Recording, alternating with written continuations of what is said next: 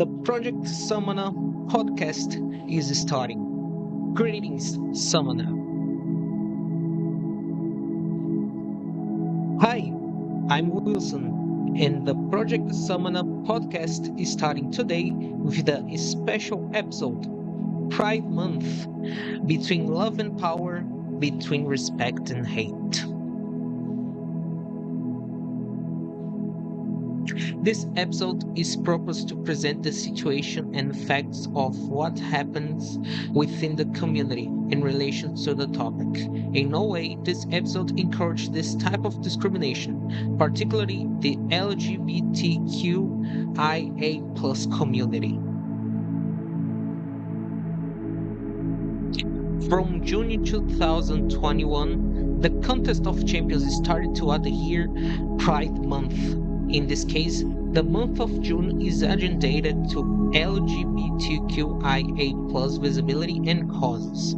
And for 4 years now, there has been many debates within the gaming community on this topic, especially with the arrival of the month of June. One of the most recurring debates in the community is about a possible benefit that Kabam, developer of the game, would be given to the champions that are launched and who are part of the LGBTQIA plus community. Whether the questions is power and or skills.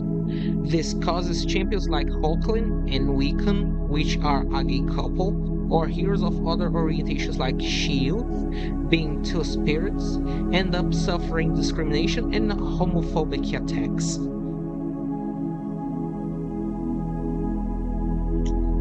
But one truth needs to be told. Attacks only happen when appropriate.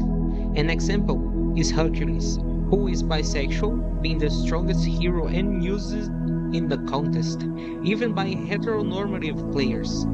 Being against the LGBTQIA plus cause, but still have someone from the cause as a profile champion is a beautiful example of the Brazilian meme, anyway, hypocrisy. Enfim, a hipocrisia in literal translation. Examples such as Hercules show us that power and skills can overcome player values. An achievement like this is still celebrated within praise and for hard fights. While this type of celebration was no longer necessary, it was supposed to be something ordinary. Well, it is still, yes. The evolution of thought and mainly respect and acceptance is necessary. As an end of this first part, answering the question, does Kaben prevail the champions of Pride? Whether do the ceiling or something similar? The answer is no. If you don't like or are against the LGBTQIA plus cause and you don't want to stop playing the game, you have no obligation to play with the Pride champions. Kaban doesn't push them down your throat. The Pride champions may be strong and useful, but there are 200 other characters in the game. And to paraphrase Lord Raiden from the Mortal Kombat franchise, care about what they have to power, not who their heart desires.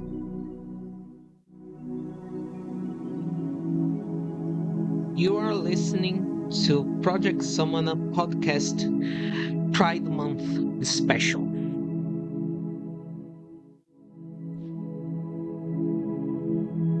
Going to the second part, now focus on the community, and as you heard previously, players who are heteronormative tend to commit acts of discrimination and homophobia towards the characters in the game. But this doesn't just stop on the game screen, it also happens within the game's communities.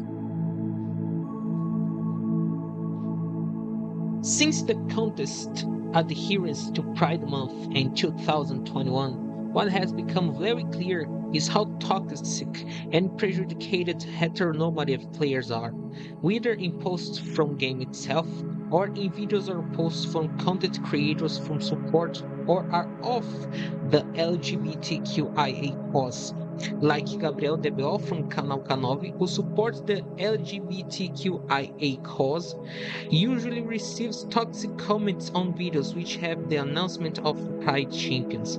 But there are also specifically completely adverse cases within content creators who being the LGBTQIA cause.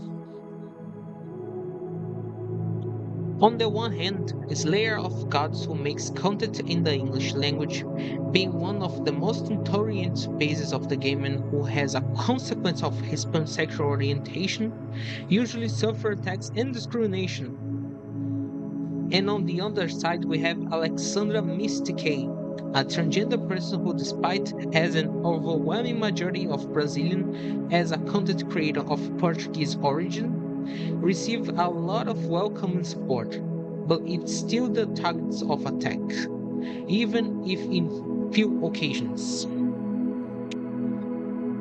It is noteworthy to realize that, depending on the language and your place of origin, attacks may come more frequently than in other places, and that they may be rare to happen. The perfect would be for this not happen, but this is a very utopic thought.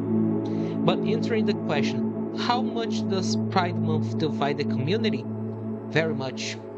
It's very noticeable that when the month of June comes, the community is divided between heteronormative players and players who defend or be of the LGBTQIA cause, and it's at this moment that the contest lasts for 30 days between hate and respect. As a final part of this special, I want to bring a reflection. In 2023, the Contest of Champions channel on YouTube launched a video called Build with Pride, and it shows that practically everything you see, everything you play, everything you read was made by people who are from the LGBTQIA plus community. So, if you still discriminate those who have a different sexual orientation from yours, those who have a different gender orientation than yours, those who have a different romantic orientation than yours, remember that it was because of the people in the community that you discriminated.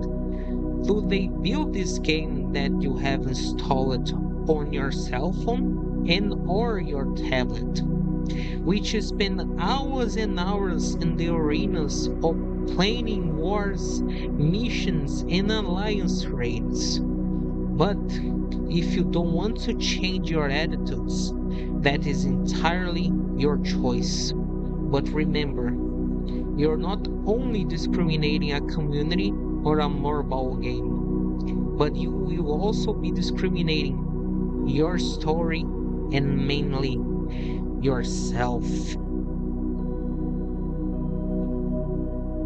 You listen in the Pride Month special episode of Project Summon Up podcast. Thank you for listening. I'm Wilson and I'll see you around the battle realm.